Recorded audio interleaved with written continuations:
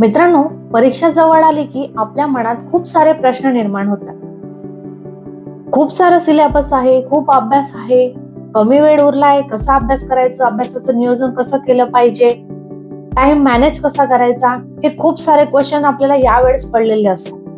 तर मित्रांनो, हा टाइम इतका इम्पॉर्टंट का आहे? तर मित्रांनो बघा, कसं असतं ना, परीक्षा जशी जवळ येते ना, तसे आपले पॅरेंट्स, घरातले लोक सुद्धा आपल्याला बोलतात, अभ्यास कर, अभ्यास करत नाही तू तर, मला बराच वेळ मोबाईल बघताना दिसतोय.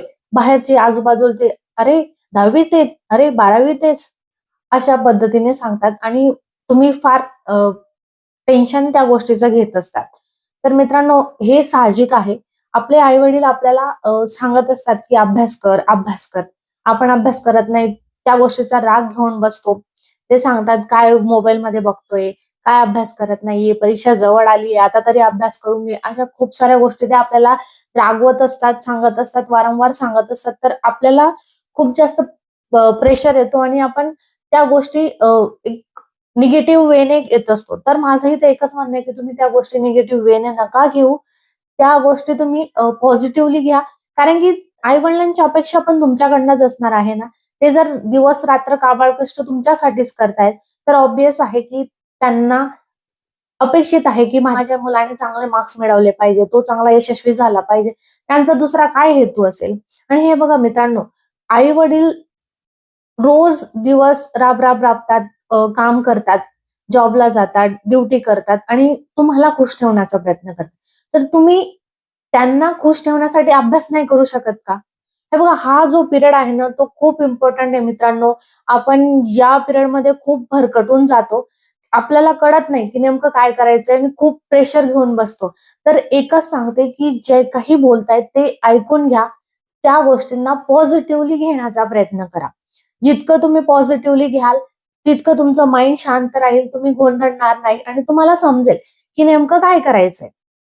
तर ठीक आहे मित्रांनो, ही जी गोष्ट आहे ना, तुमची एक मोठी बहीण तुम्हाला समजून सांगते, अशा वेने ऍक्सेप्ट करा.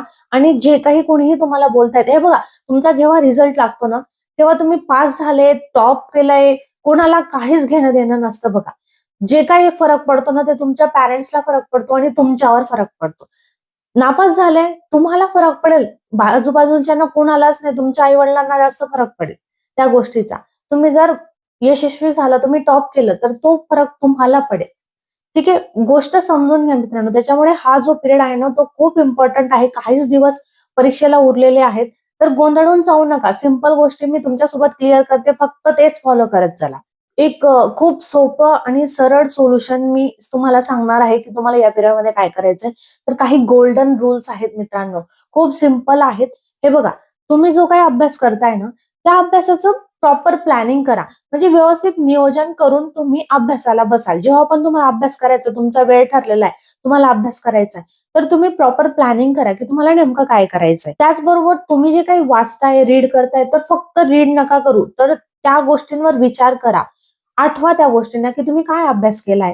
Think on it. ठीक आहे, त्याच्यावर विचार करा आणि तशा पद्धतीने अभ्यास करा. नुसतंच वाचत चाललंय असं करत बसू नका. मित्रांनो, तुम्ही अभ्यासाचं नियोजन करतात, अभ्यास करतात, पण हे बघा, तुमचा जो काही पिरियड आहे ना अभ्यासाचा, तो ठरवून घ्या. जसं की बऱ्याच मुलांना सकाळी आवडतं अभ्यास करायला, कुणाला रात्री आवडतं. तर त्यानुसार तुम्ही 3 ते 4 तास तुमचे डिसाईड करून घ्या आणि त्यानुसार तुम्ही अभ्यास करा.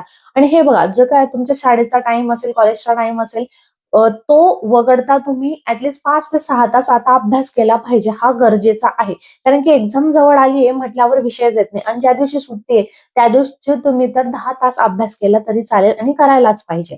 तर मित्रांनो, अशा पद्धतीने तुम्हाला टाइम हा डिव्हाइड करून घ्यायचा आहे, की आपल्याला कशा-कशा टायमाला अभ्यास करायचा आहे. आणि एक लक्षात घ्या, जेव्हा पण तुम्ही अभ्यास करायला बसणार, तर तेव्हा एकदम सलग 3-4 तास अभ्यास केला, अरे वा, मी तर 12 वाजेपासून बसलो होतो, 4 वाजेपर्यंत अभ्यास केला, असं नका करू. कारण की यात काय होतं, तुम्ही फक्त अभ्यास करता, तुम्हाला लक्षात राहत नाही तुम्ही काय करताय. तर जो काही अभ्यास करतायत ना, तो चांगला करा. म्हणजे 2 तास अभ्यास करा, थोडा ब्रेक घ्या, परत अभ्यासाला बसा. त्यात मात्र टाइमपास करू नका, स्वतःसोबत चीट करू नका मित्रांनो. या वेळेस तरी आता चीट करू नका. मी 1 तास अभ्यास केला, 2 तास अभ्यास केला, मी आता 15 मिनिटं मोबाईल बघून घेतो आणि मोबाईल बघता बघता तुमचा 1 तास कुठे चालला जातो हे तुम्हाला कळत नाही. तर मित्रांनो, थोडं काळजी घ्या, हे दिवस खूप इम्पॉर्टंट आहेत तुमच्यासाठी. तर याच्यावर थोडी मेहनत करा आणि अभ्यासाकडे जास्त लक्ष द्या. तर वारंवार जागा बदलू नका. एक ठिकाणी शांत ठिकाण निवडा. तिथं तुम्ही तुमची अभ्यासाची जागा फिक्स करा आणि तिथं अभ्यासाला बसायचं. आणि अभ्यास करत असताना तुमची झोप सुद्धा खूप जास्त गरजेची मित्रांनो. तर तुम्ही कमीत कमी 7 ते 8 तास इतकी झोप घेतली पाहिजे. तर 7 ते 8 तासाची झोप वगळता बाकीचा जो वेळ मिळतोय त्याच्यात तुम्हाला अभ्यास मॅनेज करायचा आहे 5 ते 6 तासांचा. ठीक आहे. अशा पद्धतीने तुमचं दिवसाचं नियोजन तुम्हाला एक दिवस अगोदर झोपण्या अगोदरच क्लिअर करून घ्यायचंय की तुम्हाला उद्या उठून काय करायचंय. ठीक आहे. टाइम टेबल बसवण्यात टाइमपास करू नका. तुम्ही आदल्या दिवशीच डिसाईड करून घ्या की उद्या उठून आपल्याला काय करायचं, बस तुम्हाला एवढंच करायचंय. आणि याच्यात तुम्हाला मेन म्हणजे काय, जे काही कठीण सब्जेक्ट आहेत त्याला थोडा जास्त वेळ द्यायचा आहे आणि जे सोपे सब्जेक्ट आहेत त्याला थोडा कमी वेळ द्या. म्हणजे लगेच रिव्हिजन झालं की तो सब्जेक्ट तुमचा क्लिअर होईल. जो कठीण आहे त्याला थोडा वेळ द्यावा लागेल. ठीक आहे. जेव्हा तुम्ही अभ्यास करणार तेव्हा मात्र मागच्या वर्षीच्या प्रश्नपत्रिका असतील, 4-5 वर्षापूर्वीच्या प्रश्नपत्रिका आणि अभ्यासक्रम, म्हणजे अभ्यासक्रम सिलेबस जर तुमच्या समोर असेल, वेटेज माहित असेल, तर त्यानुसार तुम्हाला महत्वाचे जे पॉइंट्स आहेत, महत्वाचे जे भाग आहेत पोर्शन मधले, ते तुम्हाला समजतील आणि त्यानुसारच तुम्ही अभ्यास करा. सर्वच करत बसणार त्याच्यात वेळ वाया जातो. ठीक आहे. तर आता वेळ आहे की ती महत्वाचे जे गोष्टी आहेत, महत्वाचे जे पॉइंट्स आहेत त्याचाच अभ्यास करायची आता वेळ आहे. त्याच्यामुळे त्या गोष्टींकडे लक्ष द्या. आणि हे बघा मित्रांनो, आपण नोट्स काढत असतो. जर काढत नसणार तर ही सवय प्लीज लावा. लावलीच पाहिजे. ही सवय आता लेट झालंय असं नाही, पण तुम्ही ही सवय करायला पाहिजे. त्याच्याने काय होतं, आपली रिव्हिजन लवकर होते. नोट्स जर आपल्या रेडी असल्या तर आपली रिव्हिजन लवकर होते. त्याच्यामुळे नोट्स काढण्याची सवय असली पाहिजे. आणि तुम्ही जेव्हा अभ्यास करतायत ना, तर माझं एक सजेशन आहे तुम्हाला की तुम्ही प्रिव्हियस इयरचे क्वेश्चन्स पेपर स्वतःच टाइमर लावून सॉल्व्ह करा.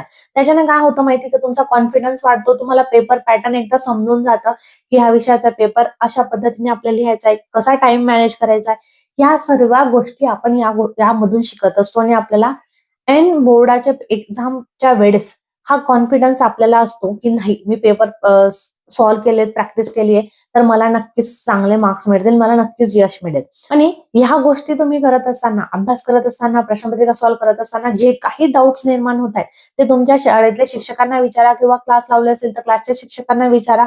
तेव्हाच्या तेव्हा मात्र ते डाऊट क्लिअर करा. त्यांना स्किप करू नका. त्यांना जर स्किप केला आणि तोच प्रश्न जर तुम्हाला परीक्षेत आला तर तेव्हा तुम्ही काय करणार. त्याच्यामुळे सांगते की जे काही डाऊट्स असतील ते एका पेजवर लिहून घ्या. ते डाऊट लगेचच क्लिअर करा. हा जो पिरियड आहे ना एक्झाम पिरियड मध्ये, ओव्हर थिंकिंग थोडं टाळा. जास्त विचार नका करू. जे दिसतंय समोर, जे आहे, जशा पद्धतीने आपल्याला करता येईल त्या पद्धतीने करायचा आणि बेस्ट द्यायचा प्रयत्न करा. अभ्यासाशिवाय पर्याय नाहीये. त्याच्यामुळे शांत माइंड ठेवा, फोकस राहा आणि अभ्यास करा. मित्रांनो, एक गोष्ट लक्षात ठेवा, परीक्षा म्हणजे तुमचं काही आयुष्य नाहीये किंवा इथं आयुष्य संपून गेलं. खूप सारे एक्झाम तुम्हाला आयुष्यामध्ये द्यावा लागणार आहेत. पण आयुष्याला दिशा देणारा हा एक टप्पा असतो. त्याच्यामुळे योग्य प्लॅनिंग करा, योग्य नियोजन असू द्या, माइंड शांत ठेवा आणि जो काही आपण अभ्यास करतोय त्याच्यात कन्सिस्टन्सी असू द्या. म्हणजे जे काही करतोय तुम्ही नियोजन, डिसिप्लिन मध्ये राहा.